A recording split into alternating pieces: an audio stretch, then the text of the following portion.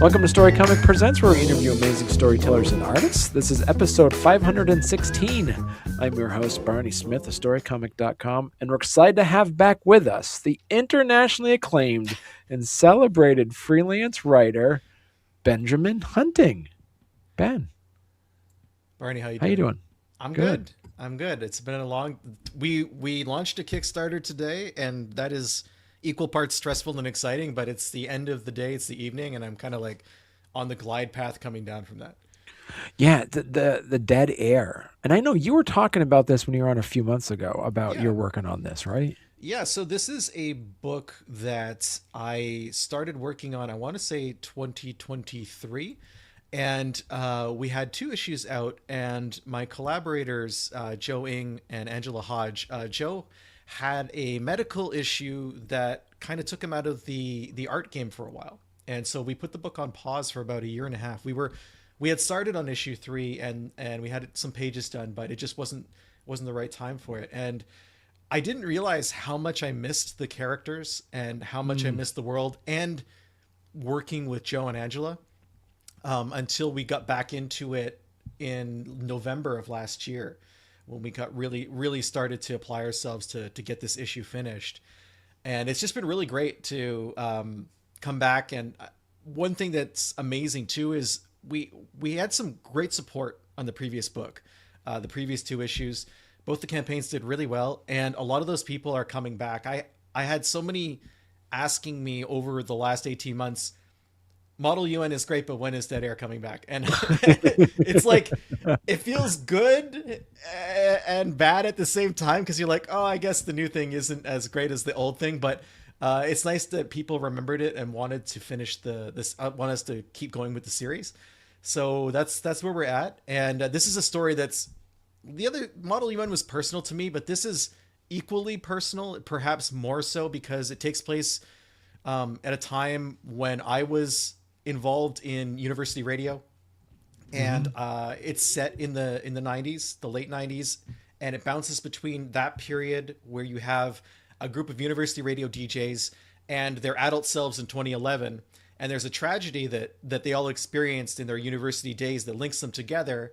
And the story is about the same group of people at 2 points in time in their lives, and how they have to come back together in the future to realize that maybe the thing that happened to them all 15 years beforehand didn't happen the way they thought it did. And that's the mystery that they find themselves plunged into. And I got to say, as somebody who owns a radio station, the illustrations are spot on, even with like the background, back of the computer wiring. Like, it's funny because, you know, we're so photographed these days as human beings, because we all carry a camera with us at all times, right? But in the 90s, I didn't have a camera. I had disposable cameras from time to time. That was probably as fancy as I got. So when we were trying to research this, I wanted it to look authentic to what it had been like when, 90s student radio, which is a specific vibe. And trying to find photos of myself or my friends from that era was difficult. Like, there's just not that much, and I'm forever grateful for this, because I didn't have to grow up under a spotlight. But from a reference perspective, it made things challenging. So I had like maybe less than a half dozen pictures of what the booth looked like. And it was always filled with people, because I'm never taking a picture of the booth, right? I'm taking a picture of my friends hanging out in the booth. So we're trying to see like, okay, where's the mixing board, and like, what do the monitors look like, and how much foam was on the walls and all this stuff. And I could describe it to Joe. He had never seen it himself, but I can only do so much. So that was a fun challenge. So talk to us a little bit about too, then, like the characters in the Dead Air. So the main characters, it's pretty much an ensemble piece, but okay. The way in through the story, I think, for most people is the woman you see with her legs up there. That's Michelle. Mm-hmm. She's a Britpop DJ. I remember Britpop when that was something that was happening. That was a fun thing that for characterization in this book, we tried to give each character their own genre of music because at that stage in your life, genre means so much, right? You're locked into the fashion, you're locked into the pop culture surrounding the music you listen to. So it was a way to add background and depth to characters. So we have like a metalhead character, we have a Brit-pop character, we have a classical music DJ kid who plays the viola, we have someone who spins techno and house and whatnot. So Michelle's a Brit-pop character, and she's very close friends with a woman named Josie, and they're all in their graduating year, and Josie's a genius. And what happens is they're out listening to the radio one night, just a party out near the transmitter tower, and they start getting this weird signal. It's just this repeating sequence of numbers, and that sends them all down this path of trying to figure out why it's targeting them and what it means. But more than any of them, Josie's affected by it, and she starts to decode what's actually happening, and she's the person whose life is affected the most by the tragedy that befalls them. And then in the future, what you have is this group of friends who they've all moved on, they've all gone their separate ways, and they come back together because there's a chance that what happened to Josie didn't happen the way they thought it did, and there's a chance that they can reconnect with her. Okay. Whatever that means to each of them individually, and that's kind of the journey that they're all on. And it was fun to just have these people. You're friends with so many disparate people when you're in university, different personality types, different interests, I think in a way that doesn't necessarily happen as an adult. And to see how you can be so close to a group of friends when you're 19, 20, 21, and then lose contact with them almost entirely just a decade later, exploring that was something that was really interesting to me. Right. Remind people, what can people expect for those that backed chapter 2 and chapter 1? What can they expect with chapter 3? So chapter 3 is the first time we see all of the adult characters together. Okay. In chapter 2, we saw them meeting each other individually or reaching out to each other. But chapter 3 is what brings them together in the same room for the first time in a very long time. And there's a lot under the surface there, where you end up with people who have whatever animosities were around a decade ago bubble to the surface. You have people who their lives haven't gone how they thought they would go. And you're seeing your friends maybe doing better, or at least seeming happier than you are.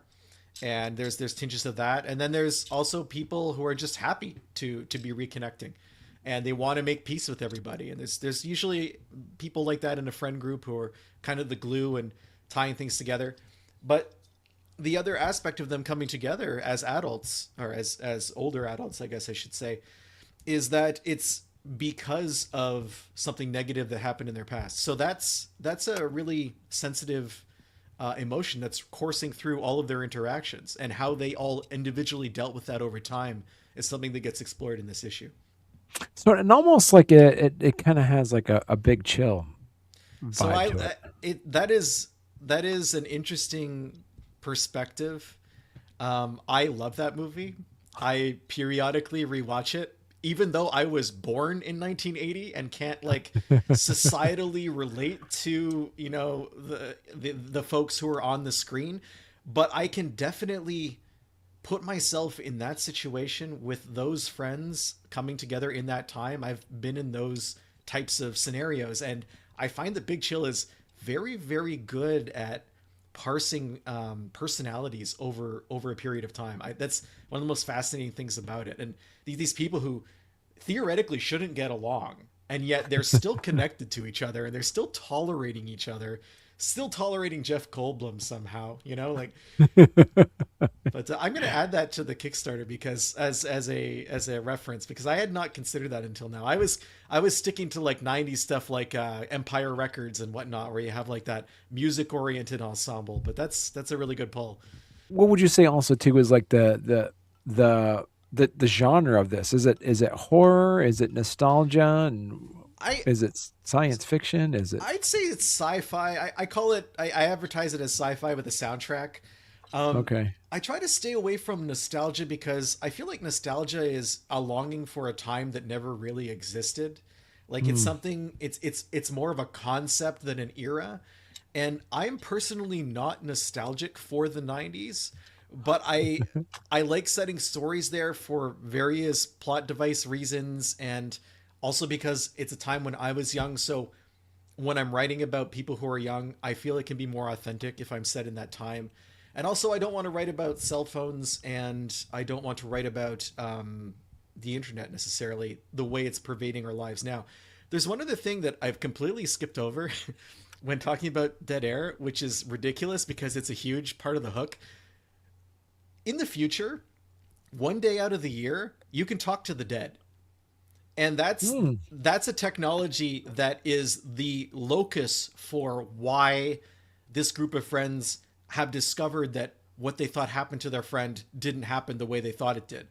And in 2011, where it's 2011 versus the 90s, the two time periods, it's essentially an alternate history of our own world, where you have the social upheaval that results from, hey, I can talk to people who have been dead for like X period. You can't go back hundreds of years, but you can go back 80 or 90 years. And for one day out of the year, everything lines up. And there's this technology called D-TALq, and it's been retailed and commercialized. And you go to a D-TALq center and you can have a text conversation with your grandfather. And so that's something that's been in each issue, where we have each character, their experience with D-TALq after it comes out, what that was like for them and how that affects their lives. And in issue 3, we have probably the most, I would say, I'm not going to say hardcore, but the most impactful example of how that could change someone's life and set them on a certain course. And that was something that was really interesting to write, to take a character and portray them perhaps non-sympathetically, is not something that I always do in my books. Taking someone who was at one point part of the gang and kind of isolating them because of experiences that they've had. But realistically, the older you get, the more life changes you, and sometimes life hits you really, really, really hard. And that was something we put into this issue as well. And I see that there's a lot of people that, and you said this is day 1. You're already a third of the way through. Looks like. Yeah, but we've had really good support. We for the last 2 books, issue 1 and 2, we were over 400 backers. I would love to hit 500. We've never done it on Kickstarter for any of our books. Feels like an arbitrary number, but it also, it would be fantastic to get the book into that many brains. Like that's ultimately what it's about, is to have people read it and be excited about the story. Like we're excited to tell it. Right. It's been a great first day. Like I really couldn't ask for much more than this. Even though I will, of course, continue to ask all of you for more and more as the next 30 days go on, because that's how Kickstarter works. And so talk to us a little bit about the logistics, because comparatively speaking with like printing and mailing and things like this. Yeah. So a lot has changed since issue 2. I would say 80% of our support is in the United States. And from an inside baseball perspective, shipping to the United States used to be easy because of something called de minimis, which was a exemption at customs, where if you were shipping an item that was under $800, you didn't have to fill out extensive customs paperwork. There was an exemption. Right. You had to declare what it was. It could be inspected, but it was a fairly simple process, and that made shipping large numbers of items pretty easy. But de minimis was eliminated last year, which is part of why on Model UN I stuck to digital only, because there was a lot of flux about how you ship things across the border. So the way it works now is I have to apply for a CUSMA exemption. Comic books are tariff free under the NAFTA replacement. A lot of art is too, but it's a ton of paperwork, and I'm not exaggerating. So that's been a real learning curve to get these exemptions going, to be able to make these declarations when we ship. Europe is also similar now. They brought something out called, it's a product safety regulation. I want to say it's the GDPR or GDSR.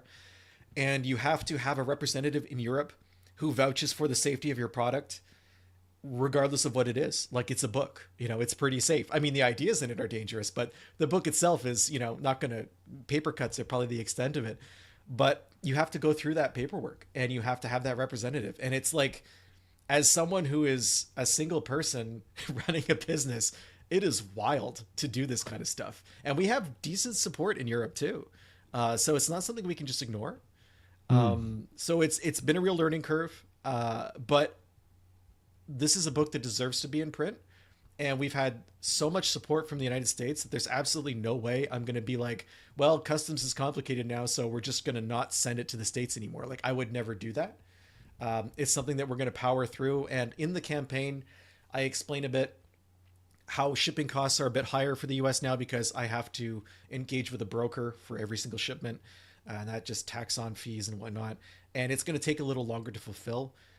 We're looking probably end of summer for people to get books in their hands, with the campaign ending at the end of May. So we wanted to build in a buffer to make sure that we crossed all our T's and dotted all our lowercase J's and made sure everything was done properly. Right. But you do, and because of this, it has your reward tiers pivoted a little bit more to more digital heavy then? Not necessarily digital heavy, but there are some items that we would like to do that we can't. There are some items that we're not offering to certain areas because I can't think of a way to get them through customs. We tried real hard to make sure that every single reward I investigated with a customs broker prior to launching the campaign to make sure I understood how I could declare it so that it would make it through CUSMA and whatnot. The paperwork is incredible. Like, I can't stress enough how it's an endless amount of numbers and checking and rechecking. But fortunately, art and books are heavily represented as tariff-free in all of these documents. And if you produce something yourself, and can prove that you created it in Canada, a lot of that is also tariff-free. So That's what we stuck with. There's things that we had offered in the past that, we weren't going to do this time around, like pins and buttons and whatnot. It starts to get a little difficult to have to prove all of these small items. Whereas you can, like, if you have an art print or some stickers, you can cover them all with one document. Again, very inside baseball for anyone who's curious about like the intricacies of cross-border shipping for a Kickstarter. But well, hey there. If you're enjoying our podcast, don't forget to subscribe on YouTube or leave us a 5-star review on your favorite podcast platform. Your support means the world to us and helps us keep this show going. We love hearing from you, so any feedback is welcome. And thank you for being a part of our podcast family and for all your support. It truly means a lot to us. And I see you have you're able to get a CD. Yeah, so and a mixtape too? Oh, that's a 3D printed mixtape. Okay. So the 3D printed mixtape takes you to it has a download code on it that will get you 10 dead air radio shows in various genres. So I recorded a bunch of shows. I've done dead air radio shows up here on FM in the Sutton area, and I have a bunch of those recorded where some of them I'm in character, some of them I'm just in genre, and we're going to take the best 10 from those, and you're inside dead air radio, and it's like you're back in the 90s. You're listening to music from that era for these specific genres. So that's something fun we wanted to do, because there's no feasible way to ship an actual cassette tape and to record a ton of cassette tapes in an economical fashion. So we created this. Angela Hodge she's a product designer by trade. So she created and 3D printed these tapes, full size. They come in an actual cassette container. They have a J card with them printed out. And that will have the link to the downloads. And for the 90s CD, what we did was we have a mystery stack of 90s era CDs, actual CDs. And anyone who selects that tier will get a mystery 90s artist from a 90s release shipped with their book. Oh, that's awesome. And it's from the CJNK Record Library, which is the name of the radio station in the book. And it's guaranteed to be from that decade, but I can't guarantee what genre it could be. It might be Britney Spears. It might be Tom Cochrane. It might be Shania Twain. You never know. It might be Ricky Martin. You're rolling the dice, and that's part of the fun, I think. That's pretty cool. So yeah, you do have so it looks like you have a lot of tiers. Yeah, available. When you get to this point in a book's history and you have multiple issues, you have to provide people with a way in. So if this is the first time they're seeing the campaign, I want to be able to get them all 3 issues in a simple way.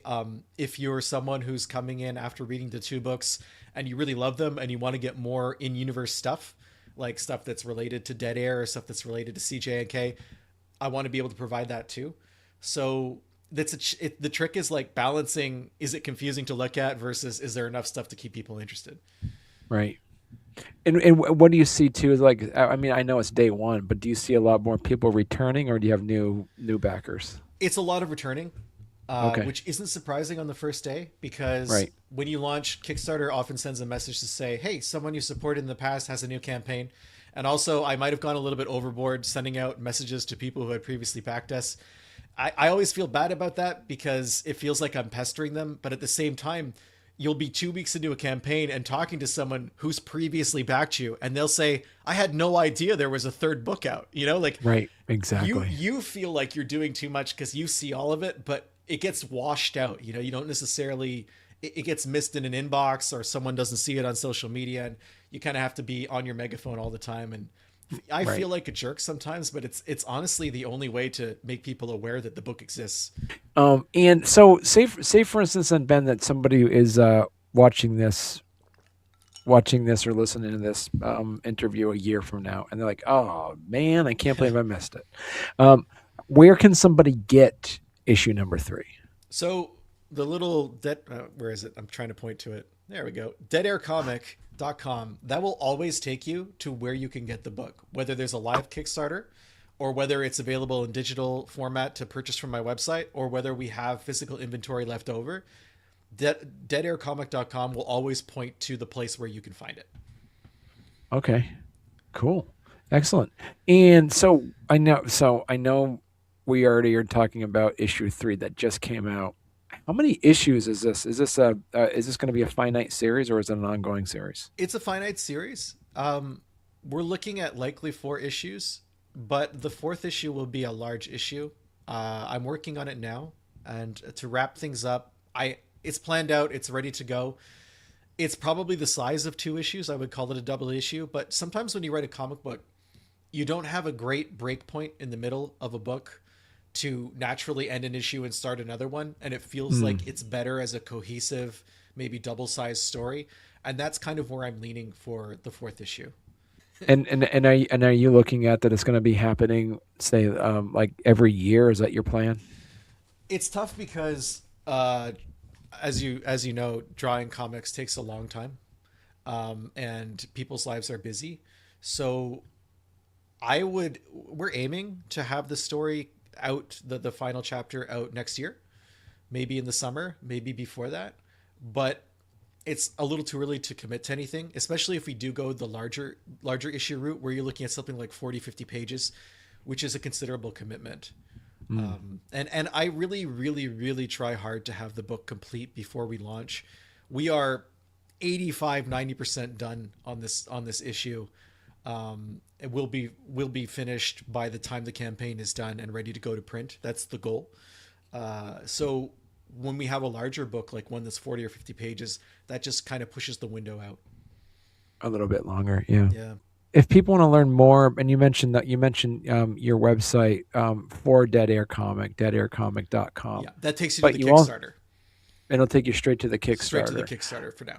But if people want to learn about you and your other work, they can go to benjaminhunting.com. Yeah, benjaminhunting.com. It's got all my freelance writing. It's got past comic book projects like Model UN and Code 45. In fact, you can pick up the digital version of the Code 45 graphic novel on the Dead Air Kickstarter. We're offering that as a reward tier and as an add-on. It's a 120-page graphic novel that we did back in 2020. Okay. And it's I write about cars a lot. I write about music and dead media and weird stuff. I'm doing a series now. You can see it down the bottom: bad movies with great soundtracks, which is a surprisingly fertile world. I talked to some friends, and like the titles just kept flying out at me. But the funny thing is, no matter what you put up as like, I've had people defend both Maximum Overdrive, which is incredible to defend that movie, and Last Action Hero, which is a movie I loved as a kid but doesn't really hold up now. And I understand why it failed now, like as an adult. But it's interesting to have those conversations where people are like, Maximum Overdrive is great. And I'm like, do you know that Stephen King doesn't remember directing Maximum Overdrive because he was deep in his cocaine period? And he has zero memories of being on set or making any decisions regarding that film. You know, it's like, it's crazy stuff like that. But it's one of the best AC/DC albums. So That's true. Yeah. What a weird sentence. Yeah. So Benjamin, you're gonna have to come back on when you got something else coming out. I always enjoy our conversations. I would love to. I have a blast too. It's a lot of fun. People don't know this, but of every podcast I've ever done, we are geographically the closest. We're like literally less than an hour away, even though there's an international border. It's funny. We essentially live in the same region of the world, which is a very small region where almost no one lives. So that's also right. Yeah. All right. Thank you so much, Ben. Thank you.